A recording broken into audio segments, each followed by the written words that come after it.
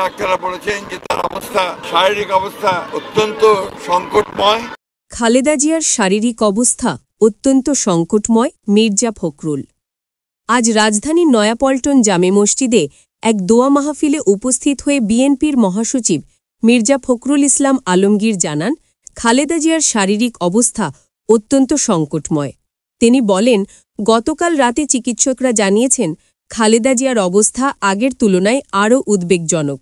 BNP chairperson ও সাবেক প্রধানমন্ত্রী প্রায় ৮০ বছর বয়সী খালেদা জিয়া দীর্ঘদিন ধরে হৃদরোগ, ডায়াবেটিস, লিভার সিরোসিস, কিডনির জটিলতাসহ নানা শারীরিক সমস্যায় ভুগছেন। ২ দিন আগে আবারও অবস্থার অবনতি হলে তাকে দ্রুত এভারকেয়ার হাসপাতালে ভর্তি করা হয়।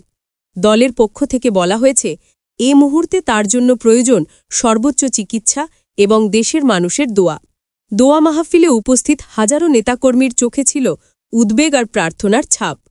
মির্জা ফখরুল আবেগ ভরে বলেন, গণতন্ত্রের উত্তরণে খালেদা জিয়ার ভূমিকা সবচেয়ে বড়।